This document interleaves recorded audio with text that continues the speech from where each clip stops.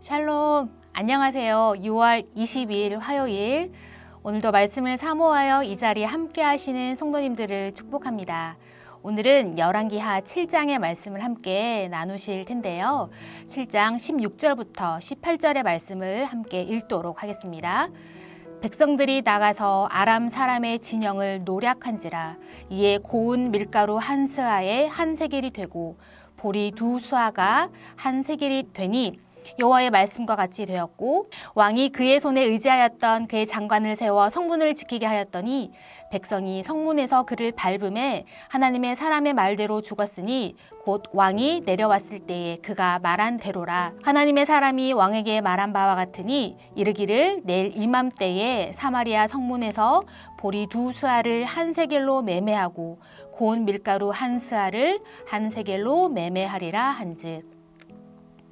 오늘 북이스라엘의 대표적인 적국이었던 아람이 사마리아 성을 포위하는 사건이 벌어집니다.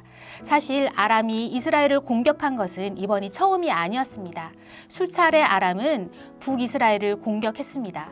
전쟁이라는 것이 이기기도 하고 지기도 하는 것이지만 북이스라엘과 아람 사이의 전쟁은 특별함이 있었습니다.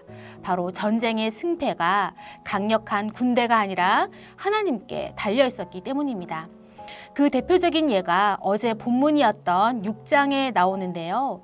대군을 이끌고 온 아람 군대가 엘리사 한 사람을 이기지 못했습니다.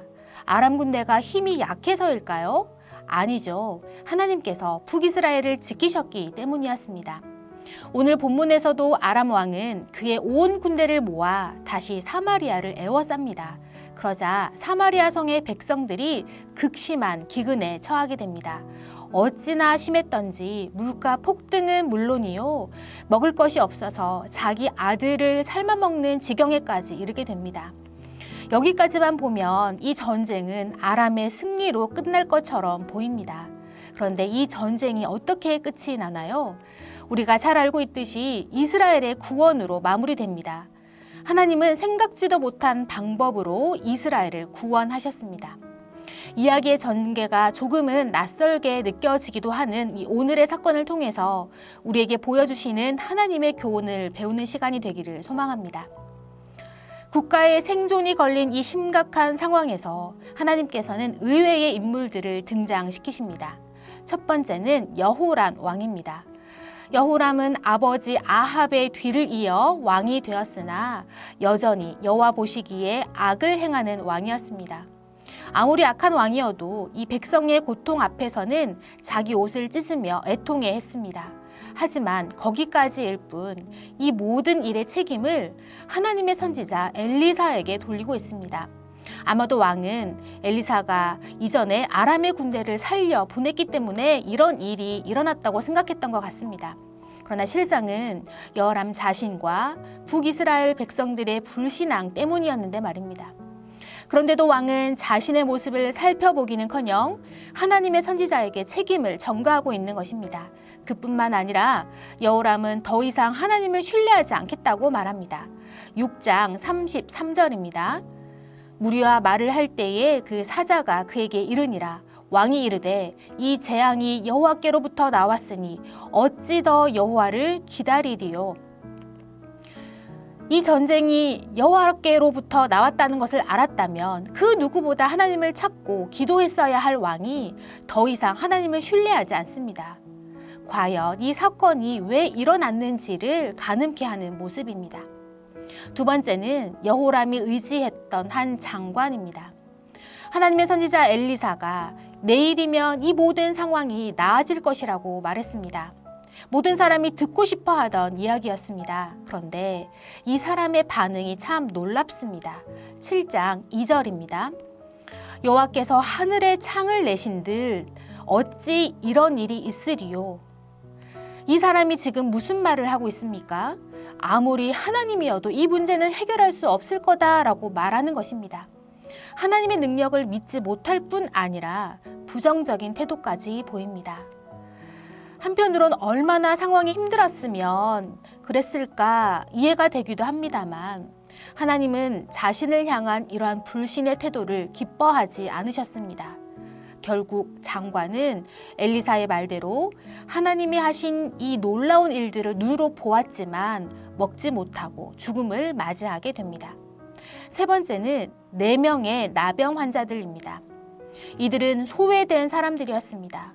성 안에도 들어갈 수 없어서 성문 어귀에 머물러야 했던 그들이 선택한 방법은 아람 군대에 항복하는 것이었습니다.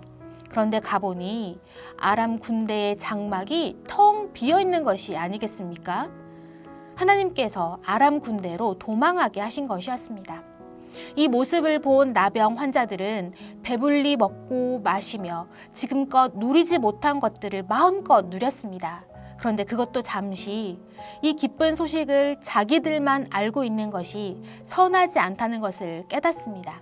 그리고는 돌아가서 이 소식을 전합니다. 하나님은 약속대로 이스라엘을 구원하셨습니다. 그러나 부유하고 똑똑한 사람이 아니라 가장 연약한 이들을 사용하여 이 기쁨의 소식을 전하게 하셨습니다. 왜냐하면 이들은 소망 없는 중에도 하나님이 무엇을 기뻐하시는지 알고 있었기 때문입니다. 자기들끼리 호화로이 누릴 수 있었지만 그것이 하나님 보시기에 선하지 않다는 것을 알았고 곧바로 행동에 옮겼습니다. 그러나 왕과 신하는 그렇지 않았습니다. 어떤 상황에서든지 하나님에 대한 신뢰의 끈을 놓아서는 안 됩니다. 나는 할 수 있는 것이 없지만 하나님께는 못할 일이 없기 때문입니다. 아무것도 할 수 없는 절망의 상황에서도 우리가 가져야 할 태도는 하나님을 신뢰하는 것인 줄 믿습니다. 이 사건은 하나님의 사람의 말대로 이루어졌다는 말로 마무리됩니다. 이 놀라운 구원의 사건에서 북이스라엘이 한 것은 아무것도 없습니다. 하나님이 다 하셨습니다. 하나님은 북이스라엘의 불신앙을 경고하시는 상황에서도 자신의 신실하심을 보여주셨습니다. 그러나 하나님은 아무도 신경 쓰지 않는 아주 나약하고 연약한 나병 환자들을 사용하사 그 기쁜 소식을 전하게 하셨습니다. 왜냐하면 그들은 하나님이 기뻐하는 것을 행할 수 있는 믿음이 있었기 때문입니다. 우리의 모습은 어떤가요? 지금 우리의 상황도 결코 녹록지 않습니다. 그러나 하나님은 자신의 말씀을 이루시는 분이십니다. 지금 나에게서는 아무런 소망을 찾을 수 없지만 하나님을 향한 신뢰가 있다면 우리는 달라질 수 있습니다. 비록 오늘이 어제와 다를 바 없는 상황이라 할지라도 하나님을 바라보며 그분의 선하심을 신뢰하십시오.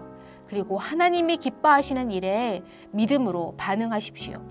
하나님은 나의 어떠함보다 언제나 크신 분입니다. 그 하나님께 믿음으로 반응하시는 오늘의 복된 하루가 되시기를 축복합니다. 기도하겠습니다. 내가 산을 향하여 눈을 들리라. 나의 도움이 어디서 올까? 나의 도움은 천지를 지으신 여호와에게서로다. 아멘. 하나님, 사방이 꽉 막혀버린 듯한 정말 답답하고 아무것도 보이지 않는 상황에서도 우리가 하나님을 생각하며 우리의 눈을 하나님을 향하여 볼 수 있는 믿음이 있기를 소망합니다.